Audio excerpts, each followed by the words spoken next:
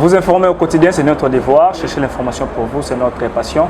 Madame, Messieurs, bonjour, bonsoir. Ça dépend de l'ère à laquelle vous nous suivez, de partout dans le monde entier. Bienvenue à votre émission Éveil Patriotique, Basangoya Congo, votre chaîne. Mokomo Lelo, na toute mine Sengo Mingi, Yakoyembe Labino, Maître Ramazani Rodriguez, Ouazali, Ali, porte-parole adjoint. Il y a parti en vol, parti il y a Ndekonabiso, Deli Sesanga. Naïndi, Tokobete Masolo, Otaï Mboka Nabiso, Tokobete Masolo, Otaï Mboka Congo. Maître Ramazani Rodriguez, Boye Boula Mouna Basangoya Congo pour la première fois. Puis merci d'être disponible Tanayo pour la photo Yambayo, Tokobete Masolo Mboka. Il y a des bosses, merci pour l'intérêt au Bopesi parti Nangai. Merci pour la balandine, so basenga kiyo obukabiso poteto pesa mpole na makambo etali en vol mais yambo permettre ngana bongisa na kolinga ka portugais moi mingi ko benganga Rodriguez nga kombo za Rodrigue et en tout cas sengo na kanisa ndeko arma to sola lelo bato balandaka ba ko comprendre quand même makamni ni biso to ko sala ndenge to ko mona makambo tout le boto de Ramazani bon préfère ko benga mettre Ramazani le lambenga Rodrigue prénom na Ramazani le m'appeler moi ndesika ka ba to ba est to ba neno sola on la mboka na ka mboka biso mettre lelo mo le club na Tongo Boé état de siège il semble que non rien ne marche dans l'état de siège parce que M23 les retours c'est ça au moni makambo état de siège en vol à Lobakangoa moi kala na mois d'avril tant to sara meeting na biso na Selembao et pas wapi mokonza parti à baki que état de siège ndenge ba proclamer yango ezamala muté makambo ko sala yake belé bat bazwa ki on ndinga mabe pour nini mokonza lobaka bongo président c'est sanga lobaka parce que état de siège na cadre ya mécanisme constitutionnel du point de vue, il y a un mécanisme constitutionnel sur le plan sécuritaire, mais l'état de siège, la loi, décision à Souka. Du point de vue légal, ça aux état de siège, ça veut dire, à part état de siège, l'euro sous donc état de siège, qui et locaux, il est possible, ça m'a dit Kamouana. Il y avait mieux à faire avant de comme un état de siège.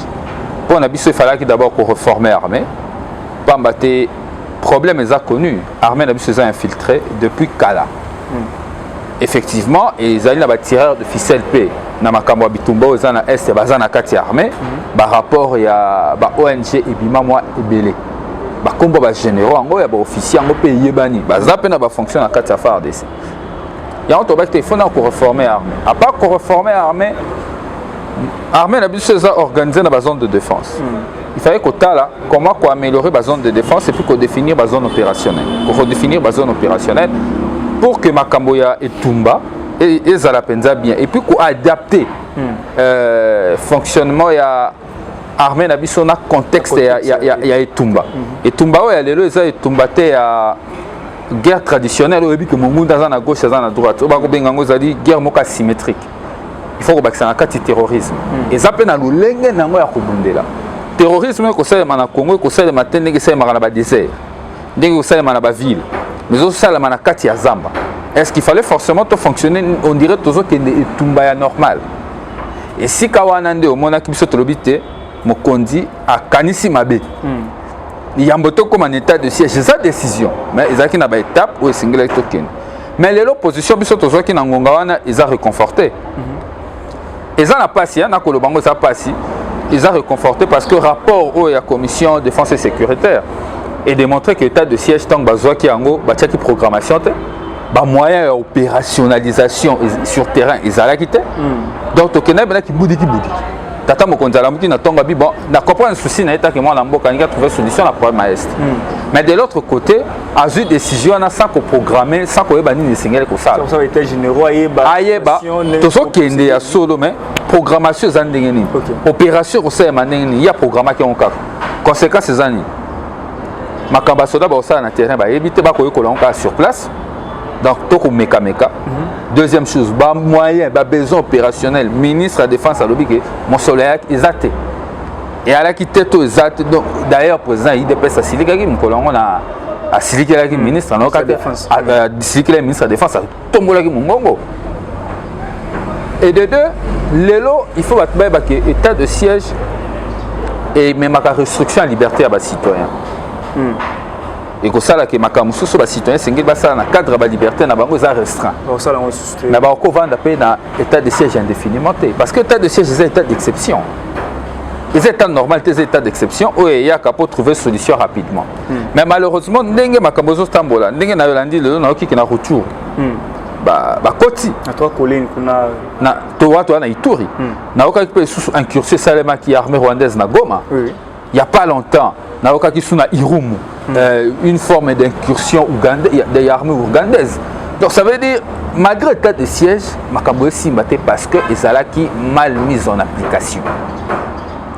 Mal mise en application et situation où il y a solo mais c'est que les biso banamboka to vendre to réfléchir malam pour que total nzela liboso moi c'est que biso to ko ba makambo zaka te so to lo ba baganga ka ke ba ene parce que so ka tamo konza yoka ki en vol na leko to lo baki so ka yoka ki en vol na ngomba wana lelo to nga to zala na situation te il a qu'à revoir bâtir nae abongi ça benga ta biso bino bolobi mais na yoki bino makanisa ngo zanene parce que comme sécurité comme ka tata mo konza ekolo e mo côté di comme sécurité zo concerner mboka mobimba di comme sécurité na est ça li kambo zo concerner biso nyonso ba ko même on te roi politique à parti politique to ya majorité et c'est que biso sto vana na mais ça to banding to trouver solution à problème wana le lingo ba ko projet toujours ko projet état de siège ba ko bakisa toujours 15 jours na gouvernement militaire et est-ce que ya malam nga ba bilo ya vol beaucoup mona monde sur le plan constitutionnel c'est ça la procédure il faut ba zonga liboso ba ya ba lobeli ba proroger pour des teams ba ko boya ba ninga kité yango na zoya ba député ba ko boya baza na raison parce que baza na compte à rendre par ba électeur na ba bazo c'est nga pona en tout cas n'importe point bato polémiquer dessus oh ba député ba osenga surtout to vendre biso sur pire to comprendre que ça légitime to ça na 11e prorogation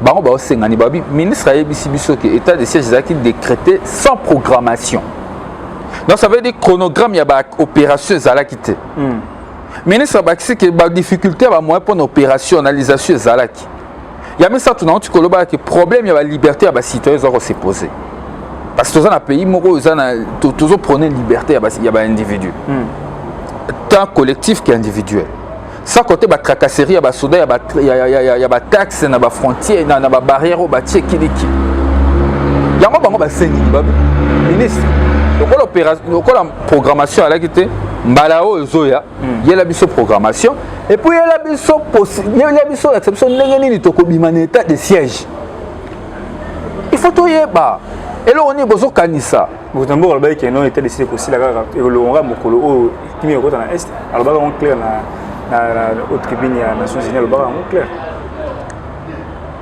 au moni mokonzambo ko le bango bongo te parce que les erreurs d'abord les erreurs na ya communication il faut que la prorogation état de siège dépendre en été que projet état de siège dépendre dans la humeur et le président de la République asa mokonzi ya mboka mais état de siège que projet aux compétences et assemblée nationale il faut déterminer que tika la seko na seko non assemblée nationale il faut décider le projet état de siège décidé à moins que toi quand tu na dictature si tu continues la dictature je vais comprendre. Mais ce qui est dans la démocratie, la philosophie Etienne Tshisekedi, il y a une séparation du pouvoir. Tata Mokondi, Konayo, Sakane, Monsale, Sengi, Baïbse, Makamuna, Nenga, Yasem. Tata Mokonza, Kikome, Kate, Kolobake, pouvoir où il y a la seconde en seconde. Non, et à l'erreur. Yango Tolobi, Sengi na ministre de la Défense, député a raison, Kosenga, allo, programmation à l'inini, voie de sortie zanine. Donc il y a un état de siège quand Tata Mokonza, il y a Tozaka, Bongo. Donc je me suis décidé qu'il y a Ituri dans le Nord Kivu va voter parce que les gens ont droit à restreindre la liberté à l'individu. Ba peksa ba on pour na maponami na tango il est quoi Kabila ba peksa ba on so ba pona isumbalo yango moni crainte ya ba député ba mona makambo esalamaki na ba Bunya na ba Butembo to mona ndé bato ba zanga ko pona mapona yango balobi eza inacceptable to ko continuer te. Avancer parce que tu n'as pas intérêt à la population de l'autre part. C'est très facile, tu es libre. Mais tu as bouger à l'ité. bah ça makambo ebele bazako sala avant ça parce que bazana 4 états de siège. Le quoi est comme le niveau au 11e, 12e bientôt dans 15 jours quelques jours avant donc pour jouer 5 espoirs pour l'état de siège pour convoquer premier monsieur Sika. Et c'est ça pour bac pour gérer tout il faut que tu as non commande normal proposition na yo cause la nini par rapport na. Nga nazo adhérer na posture ya bande konabiso ba député wana. Parce que ça rationnel. Biso soit d'accord qu'il y a des choses à revoir. Parce que ton président Jean-Marc Kabounda a beaucoup critiqué l'état de siège, il faut ça ma proposition. Ça veut dire même il n'y a pas à reconnaître qu'il y a des choses à revoir, il faut tout ça ma proposition pour tout le ça. Bah encore qu'il n'y ait qu'une prorogation sur prorogation. Et c'est qu'il va d'abord réfléchir ni ne que ça. Tant que l'armée ne sera pas réformée, tant qu'on ne décidera pas de vider la carte armée nabiso, bah infiltrer na ba très très haut bazana kati. La situation sécuritaire à l'Est continuera à poser problème.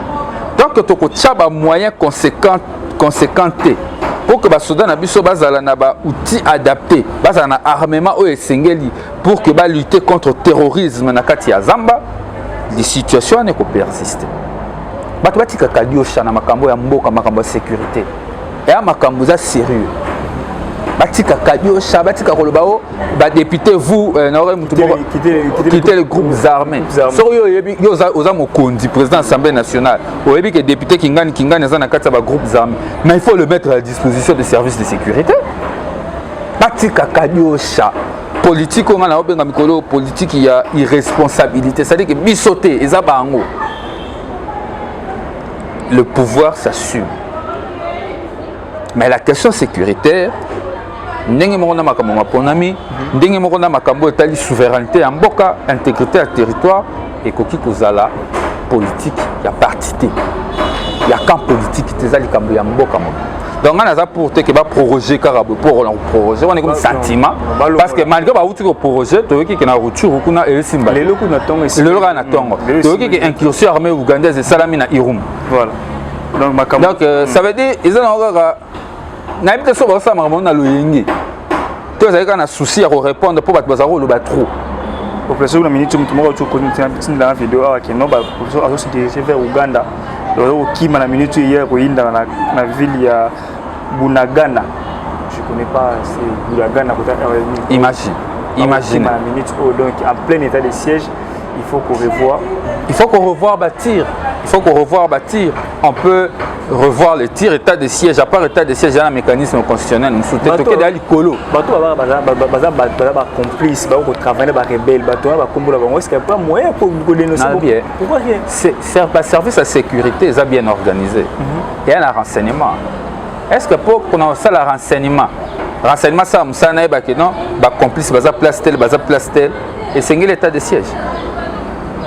Tout renseignement, ils ont pour traquer les opposants. L'armée est organisée. Avant qu'une opération, il faut qu'on s'y informe. Est-ce que nous sommes là pour Salema? Pour nous, avec tapage, nous avons gouverneur militaire, nous avons une image, nous avons fournir. Mais les gens qui ont un renseignement, ils ont midi pourquoi si nous avons les autres qui ont opposé à la passeport, il y a tout. Il y a un sécurité.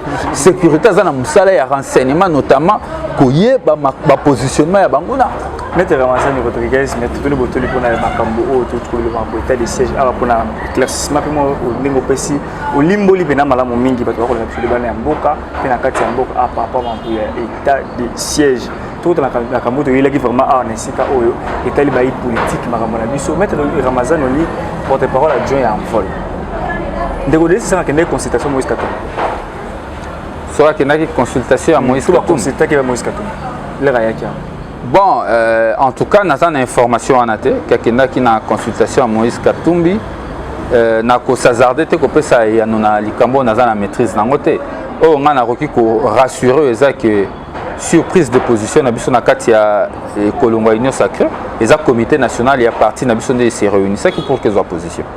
Même à Kambakutana na Moïse Katumbi en tout cas jusqu'à dernière nouvelle, là l'information té na ko confirmer que bakutana ke to bakutana ke. Moïse Katumbi na Sanga va travailler toujours ensemble. Ben oui, Azali Moïse Katumbi est un partenaire politique qui a honorable Sanga paye à partir en vol.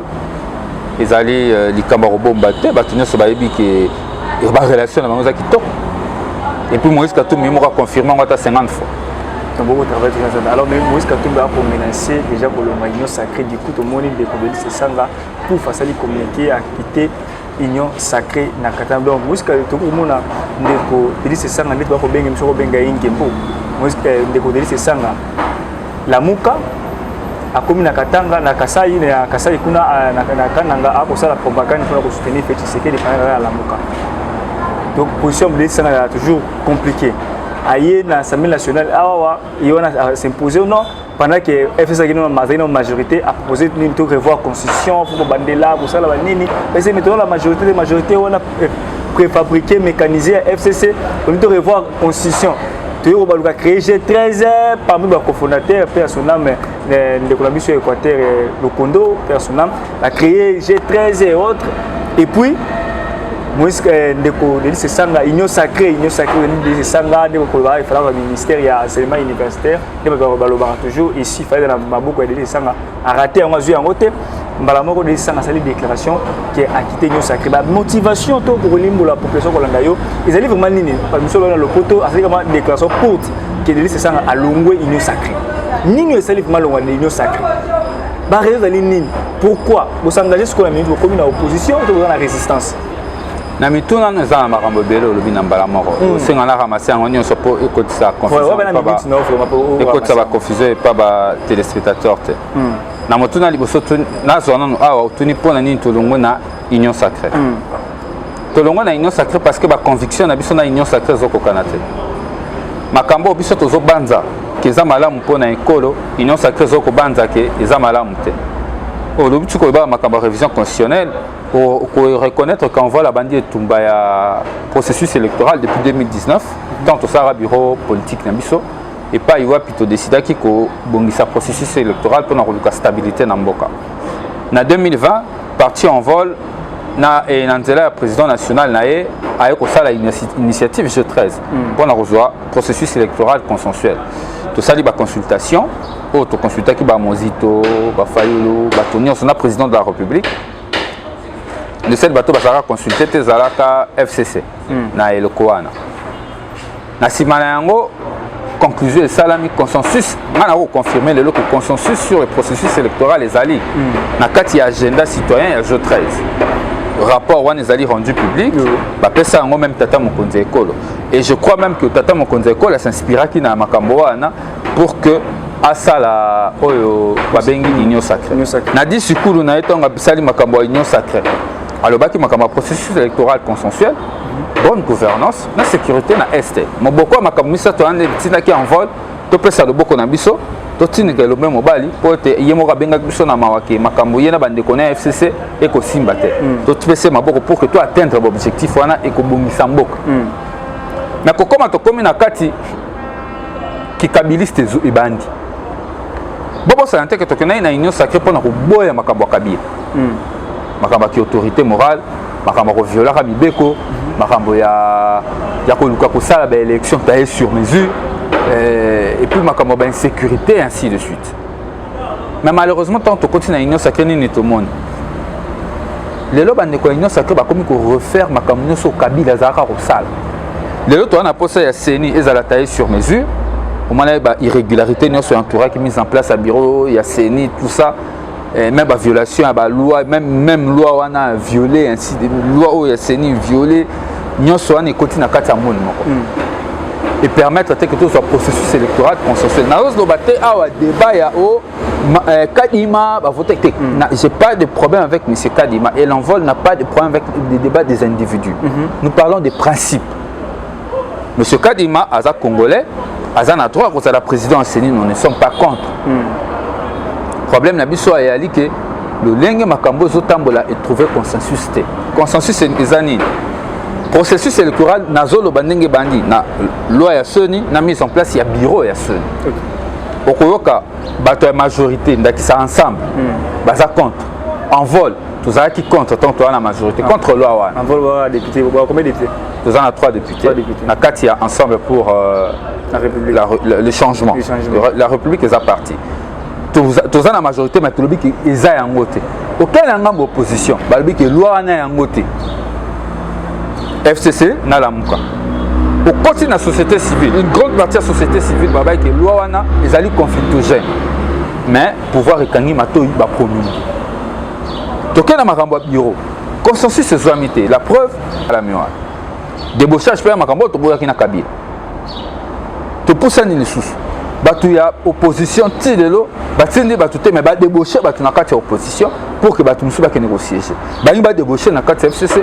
pour que batu ba ke négocier et ça la na kati ya société civile pour ba confession religieuse ba trouver consensus te ça veut dire que toujours retracer ba erreur ya kala mboka soki eza na situation lelo constitution na biso na exposé des motifs et pendant et dressa yango eza problème ya crise ya légitimité yango to va tout ça la élection pour que tout résoudre yango mais le lengendo kozokendele na makambo d'abord du point de vue du processus électoral to ko résoudre le problème à crise à légitimité donc to kozongela donc so ba élection salami lelo contestation ko salema bato bakokufa to bando besusu ka institution za légitimité ba député baza nommé ndenge ide pesa za rolo bana ibandeli ke ba député o lelo baza ba député malamu ba député nommé batikte balo bana bango isute so toni kabuya comme olia munako alo bazara sous clair na makamo so toni ba député au moni le contexte comment ba contexte te ba contexte c'était ba député ba nommé majorité za ba longa te balo ba yango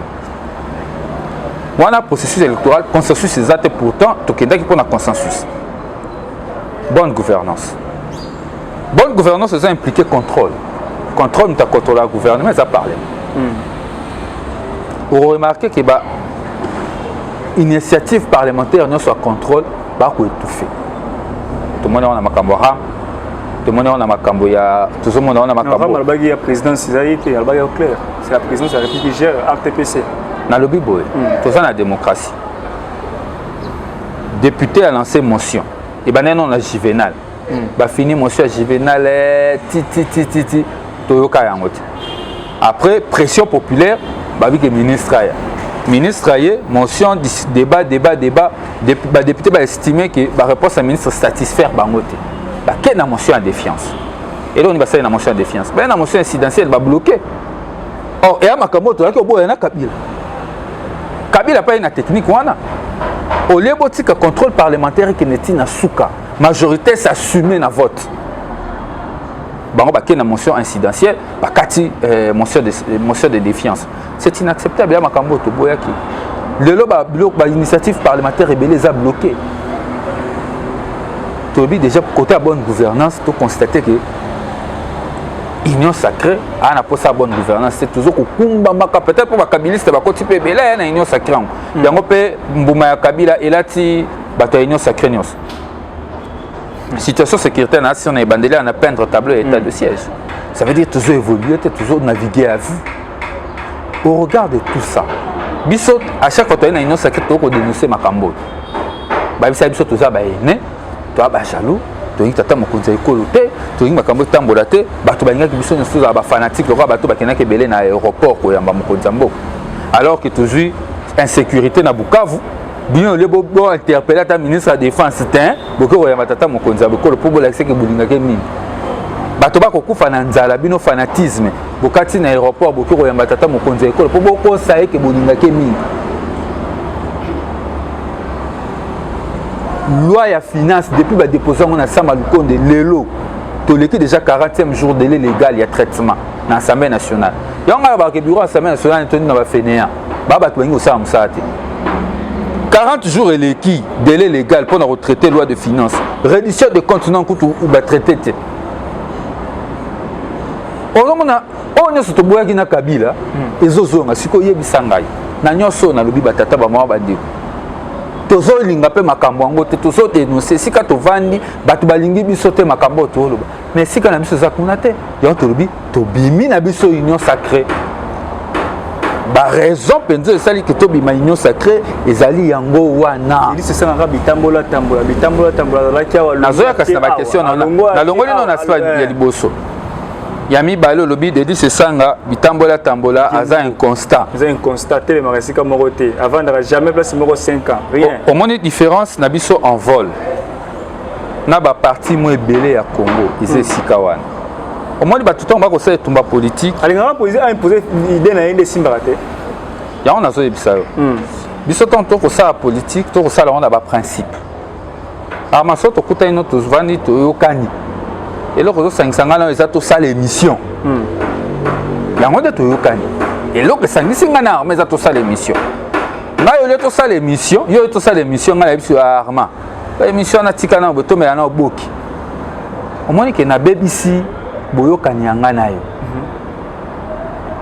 yangwa na moni en vol akabwana kana bato c'est sur le principe ah na tu es biso tant to kabona union sacrée na ba principe mais si qu'on a politique à Congo zarani batala rande bato yara muta Tshisekedi yara muta Katumbi yara muta ya Fayu yara muta Sesang biso mona yango bongo biso tara makanisi o tuzana ceux qui na makanisi to ko bala na esute to mona ratina ko continuer te ceux qui bat ba ko ke na logique oyo lobike constance eza par rapport ya ndenge muta umeli na kati ya parti politique yango te ndenge muta umeli na esika na ko pesa exemple moko ya ba leader a monene ya politique ya mboka na biso Etienne Tshisekedi le meilleur de nous tous ceux qui na ke na logique ya bato balobaka boye lokola ndenge otuni motuni yo tuni noka motuna na logique na bango na yebike mingi utaki pa bato IDPS c'est que Etienne Tshisekedi c'est l'homme le plus inconstant de la politique congolaise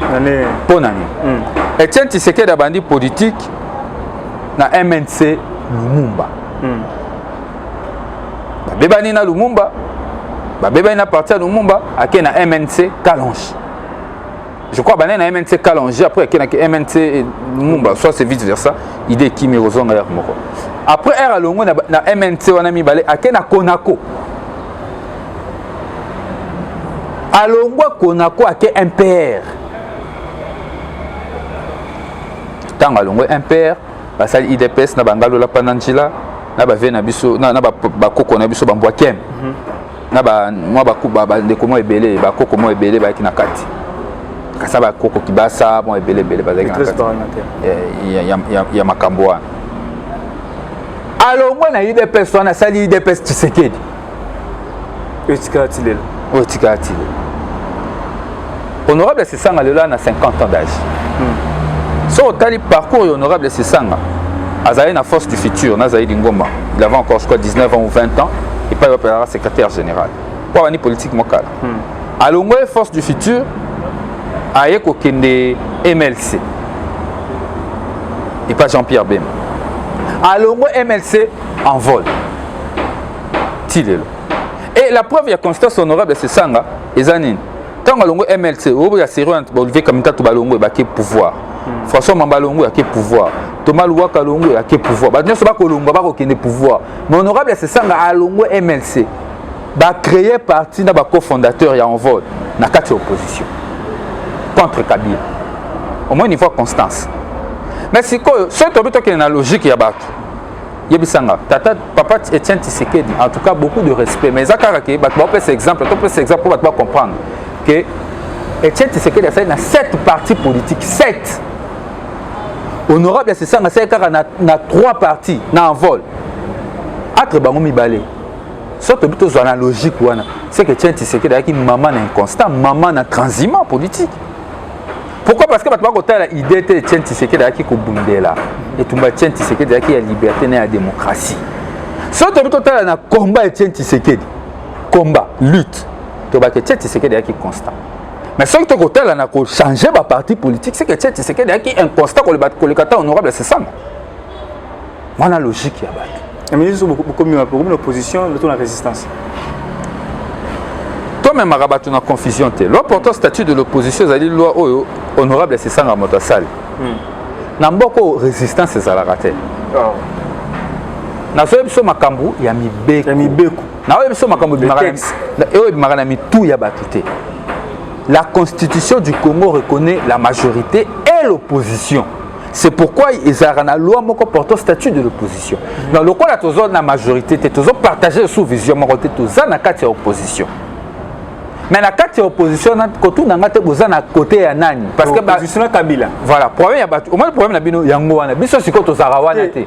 Pour la politique actuelle à Congo et tout ça opposition pourquoi ça yango principe te principe te Toujours mona o eza réalité sur terrain maître Ramazani. Au mona que non Fayulu na muzitu bana ngambo na bango sur la position. Kabila azabe na ngambo na e a sur la position na ndenge na e. Mikolo ba sanga na sali bloc patriotique. Beaucoup de bloc patriotique quoi. OK. Biso politique tout ça la yango ya bilongi ya batute que tout ça bato kingani ya fulani envoie les partis autonomes. Toi na ma idée na biso.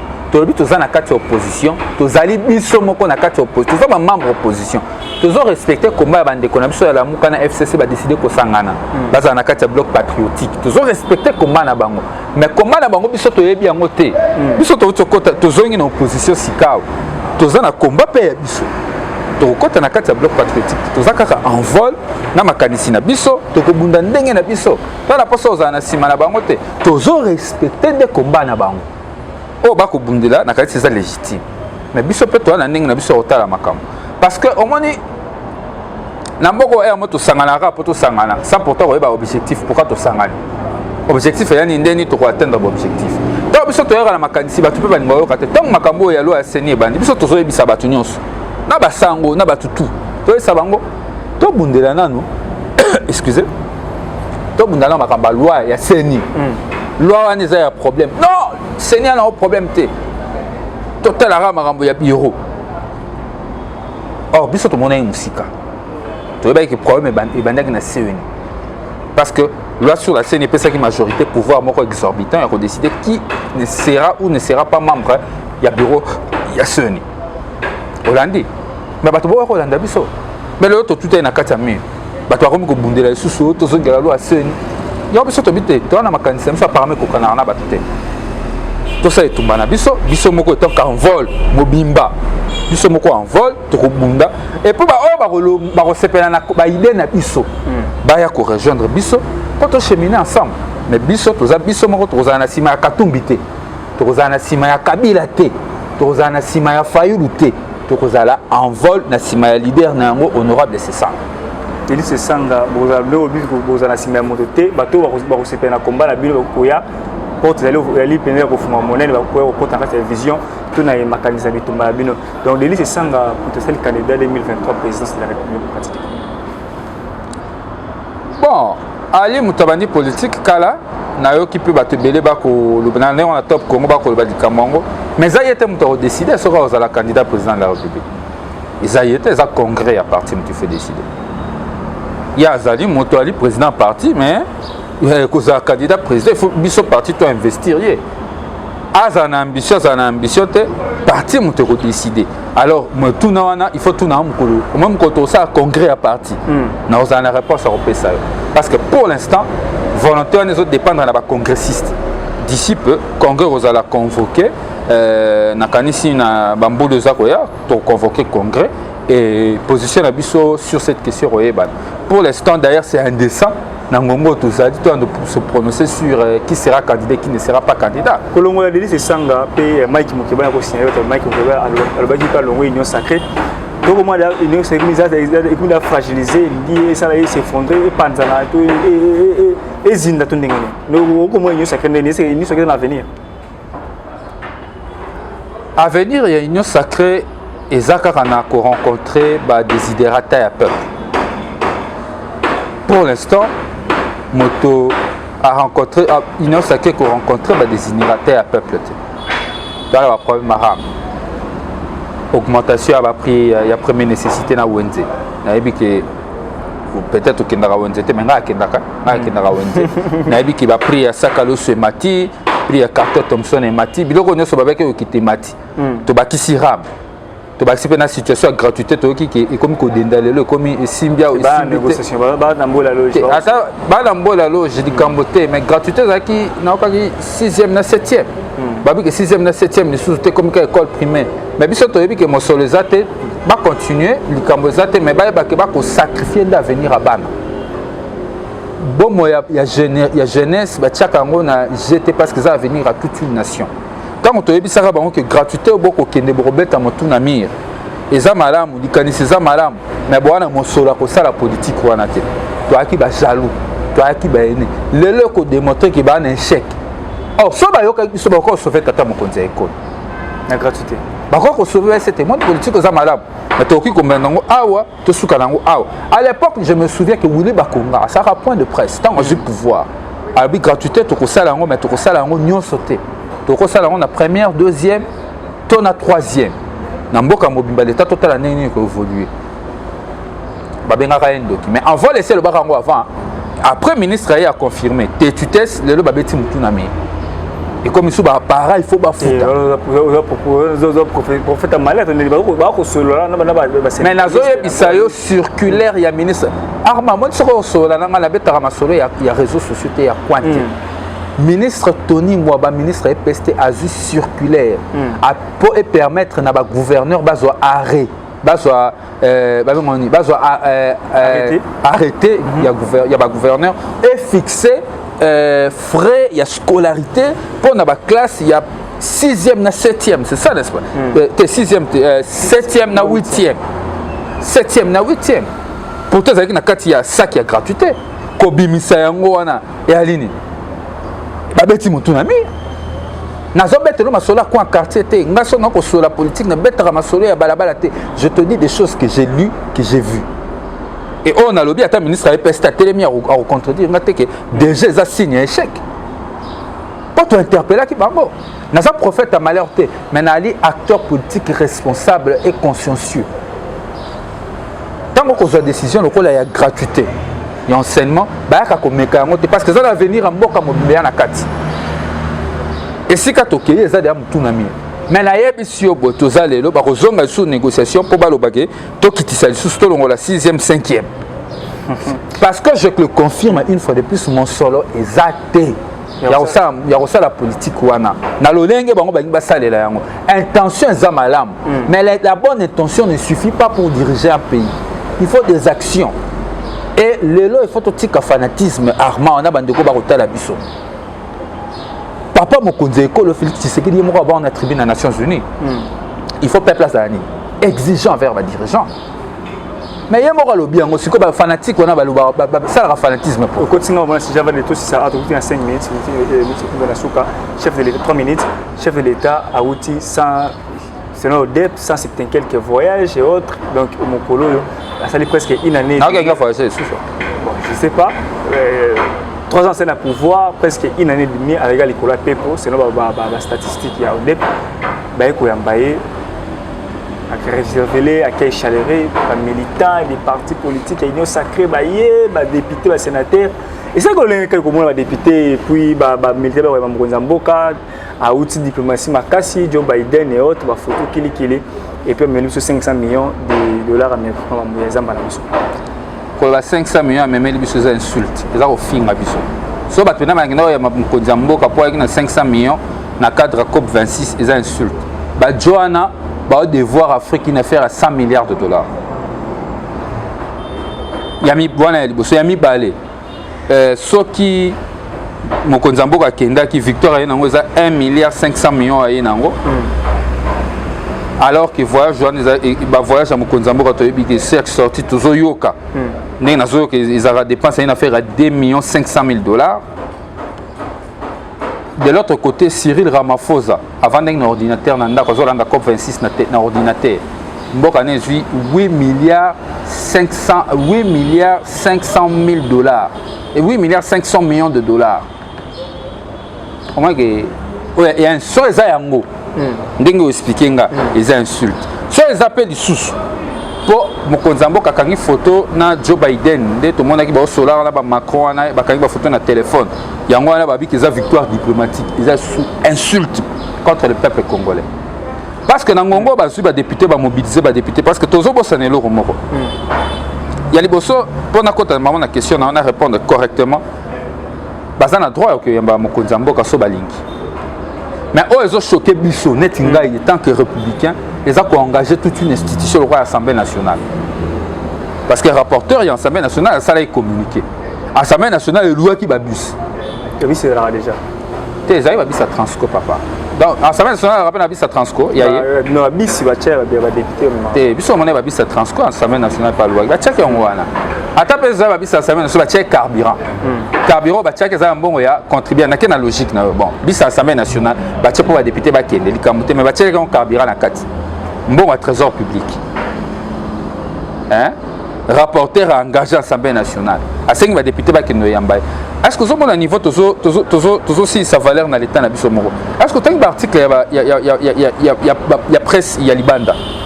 Ils sont manipulés. Eh, ils ont bon on a batongo. Financé par quelqu'un politique. Quand bana babimaki na quand bana babimaki manipulé. Si matata mon consultant yemo rabi ki bana baza manipulé. Tant que kuna on a eba ite bozaki manipulé te na comprendre que zaki manipulation te. Bano ba marché on a parlé du peuple. Tony Mwabalobi qui baza manipulé. Yemo ko so na ba enseigner on constater qu'il faut changer politique dans gratuité enseignement. Il faut aussi qu'à comédie, les gens ne sont pas manipulés, les gens voient la réalité. C'est une réalité. Nous sommes la risée du monde, l'élo du Kouel Kambouane. Dans le monde entier. Comment on peut désacraliser toute une institution? L'été silim pifo, l'été silim valeur. Il y a un moment où l'auto a un V3 l'état est sous mototé. C'est inacceptable ce qui se fait là. Quoi, ils ont 20 millions de personnes, c'est bien. Mais il y a 30 millions de Congolais basés en malnutrition. Il y a une affaire de 40 millions de Congolais qui vivent en insécurité. Na Kasai, na commune Nganza, et si Kabalansa qui projet au sala forage, on est raté. C'est une affaire de 80 000 Congolais qui ont besoin de Maïwana. Challenge jelou na mbujima yezo simbate. Non, si nani ndeko diasa kuna na ndeko delisi sanga Jésus ko ba mo misai ko sama challenge jelou. Alatanga kuna ngaite ndeko moko ya IDPS tozaki na émission ya ndeko ya confrère na ndeko jour. Auti mbujimai alobi yango abina auti mbujimai président de la République bako sayote. Abosani komona ko ya. Bako sayote tata mukonza ekolo projet challenge jelou na mbujimai tijungu tibungutu. Aza muto IDPS 4 ya IDPS. Alors on a canal presse émission à lire. Terre jaune. Ça on a besoin maintenant masola mbujima ya musika. Terre jaune. L'attente, la population attend le chef de l'État ailleurs. Population de la chef de l'État n'a pas solution à désirata naie. So beaucoup il y a 20 000 personnes échanger leur côté peuple continue au Kemba. Bato continue au Koufa. Incursion armée étrangère au Salema. Au lieu de députés en assemblée, basa musalo ba voter là bango. Alors que peuple azo kufa ba interpeller le ministre de la Défense européen ça ba explication. Ba ba ko ya mkonzamboka. C'est l'état que nous voulons. Yango moni biso au regard à bureau Union Sonabi. On se sent très mal à l'aise, on s'est senti très mal à l'aise au sein de l'Union sacrée yango to longwe. To bi na biso to kei. Parce que oh comme Salema et comme même pire que le cas où à Kabila. Et pas si dans la montée mes alliés le comment on a que Félix Tshisekedi, le fils de Tchène Tshisekedi, a comme une situation à Kabila sous comment Kabila y a sous quand Kabila aussi là. Dans ça ba mobilisation. Félix Tshisekedi le comme une situation à Kabila sous alors qu'il a un mandat du Bosso. Bat bazo aider té, bazo conseiller ba flatter. Atoni se tourner ba vautour ba flatteur. Totika flatterie. Bato on se moni ba communiquer ba koleka o aza parlementaire de bois ko ganga flatterie pas obia que na foot ici dans la chemise ba tche ba tennis. Baza bele ba koloba na sentiment. Miso ba po ya zufu fo kolia. Mais yeso zufu fo kolia. Ba ndekone ba zangi fo kolia na mbujima ba kufa na malnutrition. Il faut aider Mkonza Mboka pour passer des informations à solo pour que Makambo tam yo kasi le so Félix Tshisekedi la sa musala mala Makambo bondi famille nanga o sepelate ngai moko na za misala pe ko sa so ko montambo na o sepelate na o sepela j'ai pas intérêt qu'à échouer en vote to ba 1000 fois biso to ninka réussir parce que réussite des intérêts à peuple échec ne ko boma ikozo ni sambo kasi mais malheureusement à que des gens nzela mabe nzela ro échouer lelo ils échec Makambo so Félix Tshisekedi la salle ko bana 100 jours Chile gelou ba projet union sociale les échecs zéro trou réussite exact zéro trou paye en open na balancer bazu 32 millions de dollars au moins mboko oya na ba urgence belé tata mokonzi mboka na ba urgence belé ba conseiller na ba définir ba biso qu'il faut définir ba priorité tant que vous n'allez pas définir de priorité bo kenekara ko tambola le roi mboko tambola sous pilotage automatique et les longs na continuer ko ba mboko ko mode avion réseau ya te pour vision zate Maître Ramazani, merci beaucoup pour la disponibilité. Nous avons la sous-commission Nabiso. Vous êtes leader, il y a Bandal, l'un des leaders. Vous avez une influence, ma casse na Bandal sur le lobby, MO, la Bandal, tout bayo kakayo. Boni boni sur le stade municipal. Tout comme na niveau ni. Ezaka kamatiti, olimba komba otika ou bien tout comme na niveau ni. L'autre fois qu'il y a une commune qui a oppression, gaz lacrymogène et autres, si vous avez ça, vous avez un meeting, une conférence, vous avez une initiative, vous avez jeune, tout ce qui est tout comme à niveau ni maître. Non, et Tumba stade municipal les a continué. To kubndare tumbango tuza ko projeter ba action na kanisa na mbule zakoya parce qu'il fallait que au moins to ça ba action mami tout à ce que bonne volonté ya ba kondi na yoka ki to ningi segment muke ministre sport na président de l'assemblée provinciale à Kinshasa ba kutana na stade na ministre sport on a été soki ya qui rencontre officielle ou qui par à diverser nos politiquement aussi. Bon, nazana c'est clair, il y a Bandal, il y a la pédale en 2023 pour il y a les bases dans la Bandal, il y a la activité mini à diverses politiques. Bon, il y a te définir ma moi je na sala réserve plus pour l'intérêt à la collectivité pour que situation na bango bonga adversaire politique ou pas na éviter quel est l'intérêt de nos adversaires politiques et quoi que ce soit. Est-ce que bana bandal bana posa nango et bana bandal bana posa ya concrétisation à problème na bango ba problème na trouver solution municipal trouver solution curage à rivière makele de ça mamala mais pour le stade municipal na ouais qui président saint provincial à Kinshasa ba kutana ki na stade jour à match à Léopard na ministre ya sport na peut ceux qui na couloir et qui na ba gradin et qui na ba gradin te ba kutana na couloir to na ba gradin to na pelouse. Vous avez joué un match, dans limite que pour tata mon conseil qu'on a un bureau ya misa pour les peut-être ba kutana na ba gradin ba soli ma stade municipal ministre après ça que ba assurance na ba gradin ndé na yokaki ah ndé na tanga ki na ba biloko ba journaliste ka bino bokomara ngala kutana na ba article tanga ba article nyoso bo publier na tika ata morote so na va na 2h du matin na tanga ba article nyoso tina ko là na mona ki yango mais bon je constate que ça apparemment l'autorité non pendant la solution clarté dans likambo yango on a décidé année prochaine tout ça action intérêt au Saranate parce que il faut finalement stade wana batongango parce que si ça misala wana bana bandal to vendre na municipal na biso na bazeli to beta balle to senga ki bango te ba ça la projet donc on a bandel projet il faut basidisa yango alors bandal n'a constaté depuis un moment que apparemment bandal les zanga qui réellement mutako ba makamu nango depuis un moment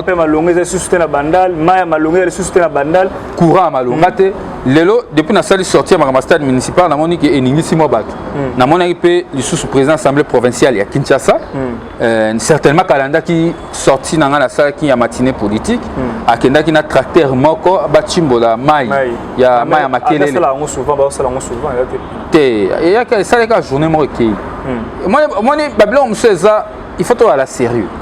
Faut toi à la sérieux. Les gens souffrent. Maya makele on est pour marabatou bung se bampango batou. Mais bien boyo ça va politique cosmétique pour répondre à Rodrigue Ramazani. C'est quoi ça? Ce qu'il faut faire c'est de trouver des vraies solutions aux problèmes des gens. Peut-être nous en avons pas candidaté, peut-être nous avons candidat, peut-être nous avons candidaté. Mais le plus important aujourd'hui, notre communauté a des problèmes. Il faut tout bunda pour la solution à problème là-bas. Quand on a une solution cosmétique tape à l'œil, ça ne va avancer la commune en rien.